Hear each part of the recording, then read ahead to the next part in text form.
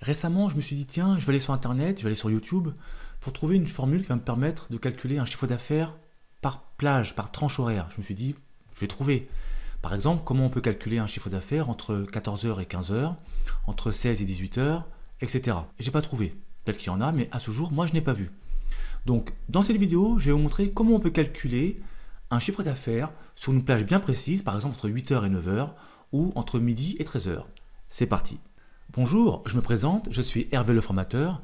Bienvenue sur la chaîne Formule Excel, chaîne qui va vous permettre de passer au niveau supérieur sur l'utilisation de Microsoft Excel. Cliquez sur le bouton s'abonner pour ne rater aucune de mes vidéos. Cliquez également sur la cloche, ainsi vous serez notifié dès qu'une vidéo sortira. C'est parti. Bien, ce que l'on souhaite, c'est calculer le chiffre d'affaires par tranche, ici entre 8h et 9h, entre 9h et 10h, etc., pour le 3 février 2019.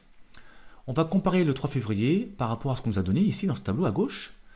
Par exemple, on va dire Excel, est-ce que ici la date du 3 février correspond à celle-ci? Et si oui, est-ce que c'est également entre 8h et 9h? On a donc deux critères, la date et la plage horaire.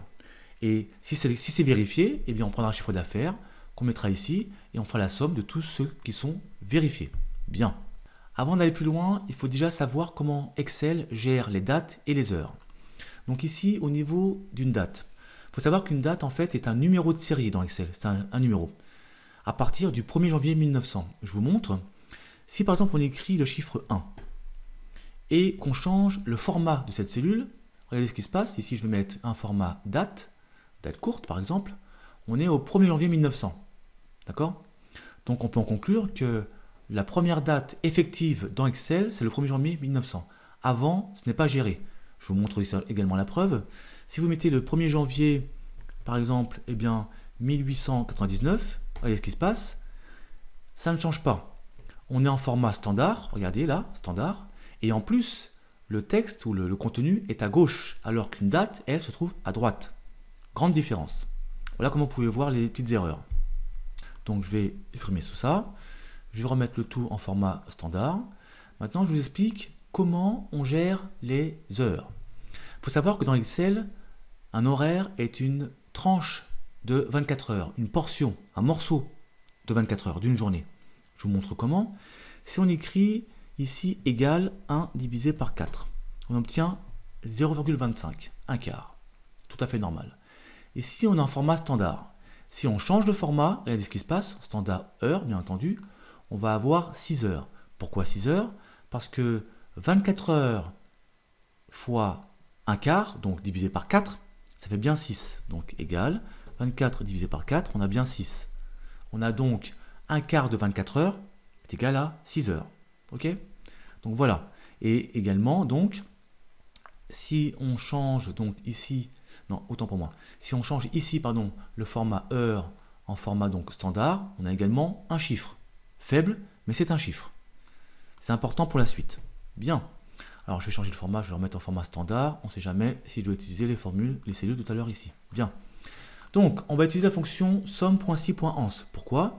Parce qu'on va faire la somme de plusieurs chiffres avec plusieurs critères. Donc, égal somme.si.ans. Voilà. Premier argument, il s'agit... Oups, je voulais enlever, bouger, effectivement, l'explication. Voilà.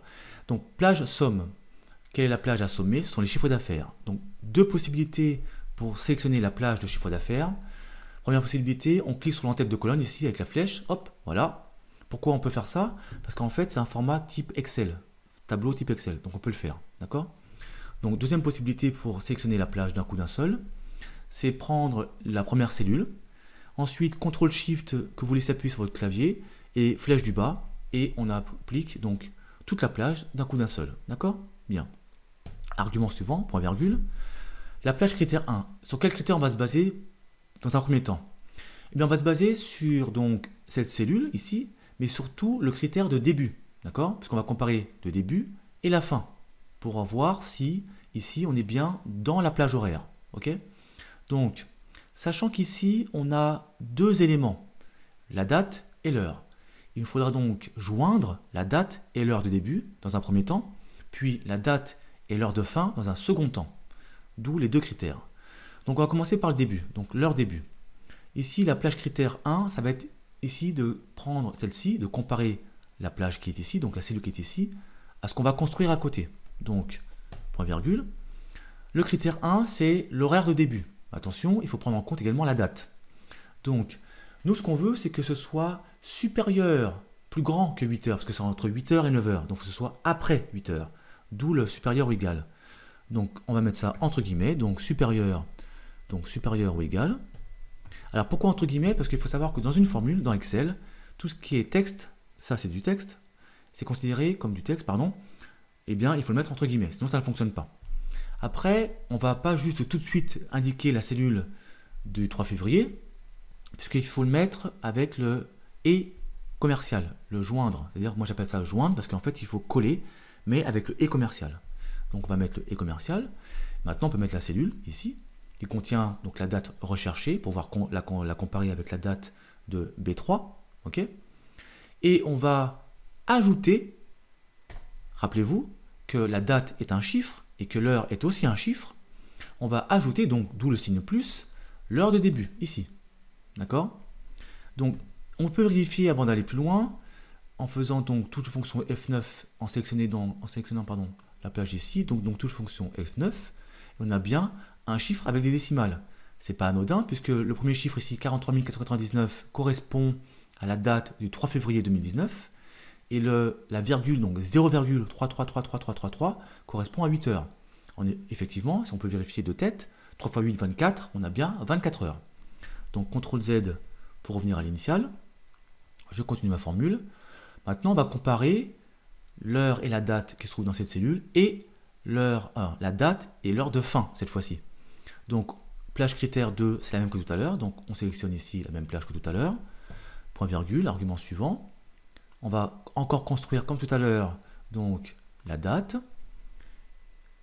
Autant pour moi, je vais trop vite. Il faut d'abord indiquer si c'est supérieur ou égal. Et cette fois-ci, c'est inférieur ou égal, puisqu'on veut que ce soit avant 9 heures. Donc ça va être, entre guillemets, inférieur, décidément, inférieur ou égal, fermez les guillemets, d'accord? Avec le « et » commercial pour coller correctement à la date. Donc ici, avec le « et » commercial, on va indiquer donc la date, dans un premier temps, et on va ajouter l'heure de fin cette fois-ci, d'accord? On ferme la parenthèse, et on valide par CTRL-Entrée. D'un coup d'un seul, on a toutes les informations. Ici, on a 83 619 qui correspondent normalement donc à la plage 8h, 9h pour le 3 février. Alors, on va essayer de vérifier, par exemple, ici, 3 février, donc on a ici 9h24, c'est pas bon, parce que nous, c'est entre 8h et 9h.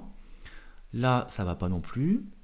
Ici, 10h47. Ici, on a, oui, celle-ci, d'accord. Toujours contrôle pour aller sélectionner une autre cellule. Et on a celle qui est juste en dessous. D'accord? Et voilà, apparemment c'est tout. Et on a bien ici, donc le même total, 83 619 €. Donc on a bien réussi à faire ça. Donc maintenant ce qu'on va faire, c'est qu'on va ajouter un élément ici. Alors ici on n'a rien entre 13h et 14h. Eh bien on va modifier. On va mettre par exemple ici 3 février. Alors on va faire ici, voilà, ici. On va mettre par exemple, eh bien c'est entre 13 et 14, on va mettre 13h24 par exemple. Voilà, et hop, on a bien un chiffre. C'est le seul qui est donc ici. Donc tout va bien, ça fonctionne bien. Il faut toujours vérifier vos formules à la fin pour voir si tout va bien. A priori, c'est correct. Mais on va modifier quand même notre formule parce que ici, touche de fonction F2 pour aller en mode édition, on a mis supérieur ou égal, puis inférieur ou égal. Ce qui n'est pas correct puisque on a 9 heures ici, puis encore 9 heures à la ligne suivante. 10 heures ici et 10 heures à la ligne suivante. On ne peut pas avoir égal 10 heures sur une ligne, et encore une fois, égal 10 heures sur la ligne suivante. C'est pas cohérent. Donc ce qu'on va faire, on va simplement enlever ici, alors ce que je vais faire, d'un coup d'un seul, je sélectionne l'ensemble de la plage, touche de fonction F2, et ici, la deuxième comparaison, je vais simplement enlever le signe égal. CTRL-Entrée, voilà. Maintenant c'est cohérent, on a bien de 8h à 9h, en vérité de 9h 1, alors j'ai mis, alors je vais voir ce que j'ai mis, je ne sais plus, touche de fonction F2, je l'ai enlevé au niveau du supérieur, donc la deuxième. Donc là, j'ai bien de 8h à 8h59, et ici de 9h à 9h59, et ainsi de suite. Voilà. Voilà, cette vidéo est maintenant terminée. Merci de l'avoir suivi. Je vous dis à très bientôt sur Formule Excel. Ciao!